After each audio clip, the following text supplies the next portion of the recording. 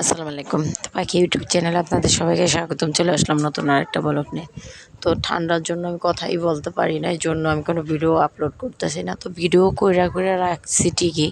কিন্তু আমি যে কথা বলতে পারি না দেইখা কোনো ভিডিও আপলোড করতেছি না। তো এই যে প্রত্যেকদিন সকালবেলায় মনে করেন প্রত্যেকদিন এখন একটু টক খাইতেছি। মানে গরমে এত পাগলা হইয়া যায় যা বলার বাহিরে।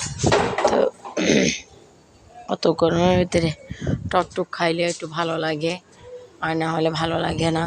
তো এই যে এদিকে আমি মনে করলেন সকালে ঘুমে থেকে ওঠার পরে নাস্তা বানিয়ে খাইছি। খাওয়ার পর দেখি ভালো লাগতেছে না, অনেক খারাপ লাগতেছে। তো নাজবিনের করলাম একটা আমটা কাটিয়ে একটু খাই। পরে নাজবিন আবার আমটা এনে দিছে, দিয়ে করতেছে নেন তাহলে খান।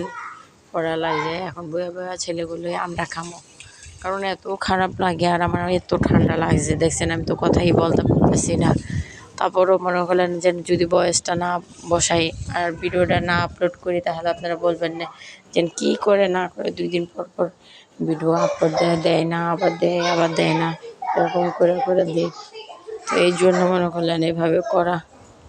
আর আপনারা তো এইভাবেই মনে করলেন ভালোও কমেন্ট করেন, খারাপও কমেন্ট করেন, সেটা তো আমি জানি।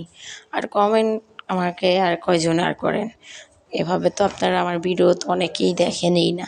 না দেখলে কি করা যাবে? কিছু করা যাবে না। কারণ যার ভালো লাগবে সে দেখবে, যার ভালো লাগবে না সে দেখবে না। এটা কোনো বিষয়ই না। কারণ আমার ভিডিও যদি কারো কাছে ভালো লাগে কিংবা আমাকে দেখতে কারো কাছে ভালো লাগে তাহলে অবশ্যই আমার ভিডিওটা দেখবে, আর না হলে আমার ভিডিওটা দেখবে না। তো দেখছেন আমি কথাটাও বলতে পারতেছি না, এত একটা সমস্যা মনে হইতেছে। তো এখন আম খাইলাম, আবার একটু পরে মনে করলেন আবার কী জানি লেবু ভর্তা করে খাবো। তো লেবু ভর্তাও করবো। আমি আজকে বলতেছি যে ভাল লাগে না, লেবু ভর্তা করে খাবো একটু ভাল। মনে করলেন এরকম ঠান্ডার সমস্যা, ভাত খাই যেন মনে হয় না যেন আমি ভাত খাইতেছি। আর তরকারি কোনো কিছু আমার মুখে একদমই ভালো লাগে না, রান্না বাড়া ভালো লাগতেছে না, খাওয়া দাওয়া ভালো লাগতেছে না। আর বেশি ঠান্ডা লাগছে, তো এই জন্য মনে করলেন খালি যেন ঘুমায় থাকলে আমার কাছে সবচেয়ে বেশি ভালো লাগতেছে। তো এই যে লেবু কাইটা পিঠা নিছি, নুন আর হলো মরিচের গুঁড়া দিয়ে এখন সুন্দর করে এটা মাখায় নিতেছি। তো বলছিলাম শুকনো মরিচ দেখাবো, পরে আবার বললাম শুকনো মরিচ দেখাই পরে পেট ব্যথা করলে এমনি তো মনে করলেন গরমের সময় যদি বেশি সমস্যা হয়ে যায় এই জন্য খাইলাম না। এই যে এইভাবে বসে খাইতেছি, আপনাদের সাথে শেয়ার করলাম যে না আমি কী করি টুকটাক করে। কালকেই করলাম আমি ভিডিওটা আপলোড করতে পারতাম, কিন্তু কালকে আমি একদমই কথা বলতে পারি নাই। আর আজকে যে দেখছেন যে কথা যে বলতেছি আমার মুখের ভিতরে ভদ্রবার করে কথা বাইজা যেতেছে আর অনেক খারাপ লাগতেছে। তো এই যে দুষ্টামি করি আর এটা করি সেটা করি, তারপরে মনে করলেন এই যে আমি লেবুর আচার লেবুর ভর্তা খাইতেছি, আপনাদের সাথে শেয়ার করতেছি। তো লেবুর ভর্তা মোটামুটি এভাবে আমার কাছে অনেক ভালো লাগলো আজকে খাইতে। আর এত গরম, আল্লাহ এত গরম দিছে কিসের জন্য জানি না। আমাদের অনেক শাস্তি দিতেছে, আমরা মনে হয় অনেক পাপ করে ফেলছি, এই জন্য আল্লাহ আমাদের এভাবে শাস্তি দিতেছে। তো সবাই মনে করলেন আল্লাহর কাছে মাপ চান, 5 ওয়াক্ত নামাজ পড়া যদি মাপ চান আল্লাহ আপনাদের সবাইরই মাপ করো। কারণ আল্লাহ আমাদের সবার উপরে একদম বেরাজি হয়ে গেছে গা, এই জন্য আল্লাহ আমাদের এভাবে শাস্তি দিতেছে। নাহলে দেখছেন শীতের দিন গেছে, মোটামুটি ভালো একটা শীত ছিল যে না ভালো লাগছে। এখন গরমের দিন আসে যদি মানে গরমটা এত বেশি না হইয়া অল্প থাকে তাহলে না ভালো লাগে। তো এই যে আমি ভর্তা হাতে খাইয়া, আমার কাজের মানুষটাও বাসায় নাই, দেশে চলে গেছে। তো অনেকগুলি থালাবাটি জমছে, থালাবাটিগুলি আজকে আমার ধুইতে হবে। তো এমনিই তো আমার ঠান্ডা সমস্যা, আরও এই যে মনে করলেন থালাবাটি ধুইতে যেয়ে আরও ঠান্ডার সমস্যা বেশি হয়ে গেছে গা। কালকে থালাবাটি ধুইছি, আজকে থালাবাটি ধুইছি, ঘর ধোয়া ঝাড়ু দিছি, ঘরে তো টুকটাক যে কাজগুলি এখন আছে এখন আমার করতেই হইতেছে, না করলে তার হয় না। তাই এখন এই যে অনেকগুলি থালাবাটি হয়েছে, সবগুলি থালাবাটি এখন সুন্দর করে এই বেসিনের উপরে যা দেখতেছেন এগুলি সব আধোয়া থালাবাটি। তো এখন সবগুলি সুন্দর করে মাইজা নেব, মাইজা তারপর সুন্দর করে এগুলি খোলায় নেব। তো আপনাদের সাথে আমি যদি মনে করলেন কোনো একটা কাজ করি, ওটা যদি শেয়ার না করি না, আমার মনটাতে খালি খুঁতখুঁত মনে হয়। আর আজকে যদি আমি ভিডিওটা আপলোড না করি তাহলেও আমার কাছে অনেক খারাপ লাগবে। কালকেও ভিডিও আপলোড করি নাই, আজকেও ভিডিও আপলোড করি নাই। হয়তোবা এই জন্য আরও আপনারা আমাকে অনেক মাইসে পছন্দ করেন না, কিংবা ইউটিউব থেকেও আমাকে পছন্দ করে না। যে ও একদিন ভিডিও দিলে 3 দিনই ভিডিও দেয় না, আবার 3 দিন দিলে আবার 4 দিন 5 দিনই ভিডিও দেয় না। ওর খালি অসুখ বিসুখ লাগিয়েই থাকে, ওর কোনো কাম কাজে কোনো কিছুই ভালো না।